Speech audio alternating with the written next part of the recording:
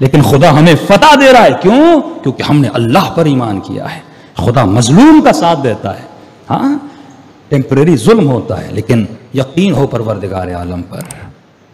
آج جمع کرو کراچی کے روڈوں پر، اعلان کرو کہ معاویہ کے بیٹے کے نام پہ ہم جلوس نکالتے ہیں. کتنے لوگ آئیں گے؟ لیکن جب اعلان ہوتا ہے کہ علی کے بیٹے کے نام پہ جلوس نکلنا ہے، کیا کچھ لوگ نہیں لٹا رہے؟ کیا کچھ لوگ نہیں دے رہے؟ یہ معجزہ پروردگار عالم ہے کہ خدا نے آل رسول کی محبت کو انسان کی کامیابی اور فلاح کا سبب بنایا ہے. صلوات پڑھیں محمد و آل محمد.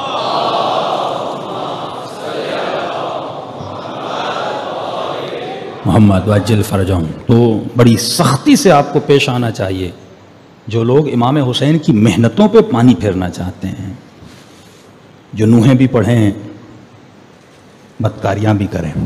ہمیں زندگی میں ایک ہی دعوت ملی تھی، مجھے پتہ نہیں تھا، لیکن جب دعوت ملی ہم نے مجلس پڑھی تو ایک عجیب سا ماحول تھا، مکس گیدرنگ، خواتین یہ وہ. اب ظاہر ہے مولانا مجلس پڑھتا ہے، لوگ نیاز بھی دیتے ہیں. وہ جب نیاز دینے آئے تو مجھے پتہ چلا کہ یہ تو دن رات ٹی وی پہ گانے گاتے ہیں، ان کا تو کام ہی گانا گانا ہے. اب تقاضا تھا وہاں پہ ہم نے لے لیا، لیکن ہمیں پتا تھا یہ پیسے کیا ہیں؟ حرام کی کمائی کے پیسے ہیں. ایسے مولویز پڑھتے ہیں، پیسے بھی لے کے آتے ہیں، پھر وہی شکم میں ڈال دیتے ہیں. لقمہ حرام جس شکم میں چلا جاتا ہے انسان کا وجود نجس ہو جاتا ہے. لیکن لوگوں نے مجلس کو رسم بنایا ہوا ہے اور کیا جا رہا ہے کہ محرم کے ایام میں نوحیں پڑھو اور کسی اور ایام میں گانے پڑھو. یہ آپ کی ذمہ داری ہے کہ آپ جو پاک ذکر ہے، جو پاکوں کا ذکر ہے، اس میں نجس لوگوں کو انہوں نے نہ دیا جائے. صلوات پڑھیں محمد و آل محمد.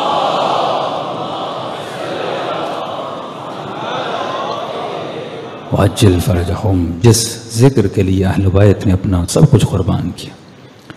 یہ واقعہ میں انچولی میں بھی پڑھ چکا، جعفر طیار میں بھی، کیونکہ اتنا رقت آمیز واقعہ ہے، مخصوصاً جوانوں کے لیے جو سن رہے ہیں. جہاں تک میری آواز جا رہی ہے کہ میں نے تمام تر صفات میں جو آخری صفت بتائی تھی وہ صفت تھی حیا کی صفت. چند چیزیں آپ کو گناہ سے روکتی ہیں، ایک علم، ایک حیا. وقت نہیں ہے اس مجلس میں، کبھی زندگی رہی تو پھر تفصیل میں جائیں گے. علم نہ ہونے کی وجہ سے انسان کبھی حسن پرست بن جاتا ہے. مثلا ظاہر پرستی یہ بھی گناہ میں جانے کا ایک سبب ہے کہ کسی نے امام رضا سے کہا مولا آپ لوگ گناہ کیوں نہیں کرتے؟ امام فرماتے ہم چیزوں کے باطن کو دیکھتے ہیں، تم ظاہر کو دیکھتے ہو. مثال کے طور پہ ایک ریشمی کا نرم کپڑا ہے، آپ ہاتھ لگاؤ تو آپ کو مزہ آئے، اور ایک چھوٹی سی ڈبی میں کوئی نجاست ڈال دے، اس کو دوسری ڈبی میں ڈالے، پھر اس کو اس کپڑے میں ڈالے، لپیٹ کے خوشبو لگائے، آپ کہے گو کیا کپڑا ہے، کیا خوبصورت ہے. کیونکہ آپ ظاہر کو دیکھ کر دھوکے میں آتے ہو. کبھی گاڑی میں سفر کیا ہے تو ایسے لگتا ہے کہ درخت بھی چل رہے ہیں، روڈ بھی چل رہا ہے، لیکن یہ کس کا دھوکہ ہوتا ہے؟ آنکھوں کا دھوکہ ہوتا ہے. نہ درخت چلتا ہے نہ روڈ چلتا ہے. اسی طرح انسان حسین چہرے کو دیکھ کے دھوکہ کھا جاتا ہے. معصوم فرماتے اس کے باطن کو دیکھ، نجاست ہے. انسان چلتی پھرتی نجاست کی گاڑی ہے، پیٹ کے اندر نجاست. ہاں تو نجاست کا عاشق بن رہا ہے شکل کو دیکھ کر، ظاہر کو دیکھ کر. کہ ایک نوجوان کہتے تھے ہمارا ایک حسین دوست تھا،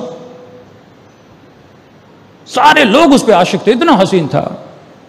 کہتے مر گیا، دفن کر کے آ گئے.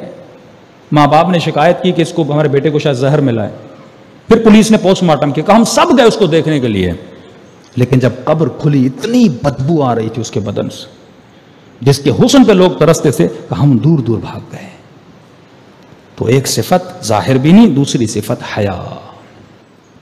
اگر حیا ہو بندے کے وجود میں، یہ کبھی اللہ کے حضور میں گناہ نہیں کرتا. ہر بنے حیا کی وجہ سے. یہ حیا حر تھا. کس کا حیا؟ فرماتے جب امام حسین کو دل کی طرف تیر لگا نا، مقتل کے جملے، امام نے کہا میں وہ منگل کا دن نہیں بھولوں گا جس دن مسلمانوں نے میری ماں کا حیا نہیں کیا تھا. عجیب نہیں ہے؟ پیر امام حسین کو لگ رہا ہے لیکن مولا یاد اپنی اماں زہرا کی مصیبت کو کر رہے. فرمایا اگر وہ بے حیائی نہ ہوئی ہوتی تو آج کربلا میں حسین پر تیر نہ چلتے. جب تو بے حیائی کی ابتدا کرتا ہے نا پھر اس کو عروج بھی ملتا ہے, پھر اس کے اینڈ تک بھی تو جاتا ہے. تبھی فرمایا مومن کی نشانی ہے یہ گناہ کا خیال بھی نہیں کرتا. کس سے حیا کرتا ہے؟ سیدہ فاطمہ سے حیا کرتا ہے.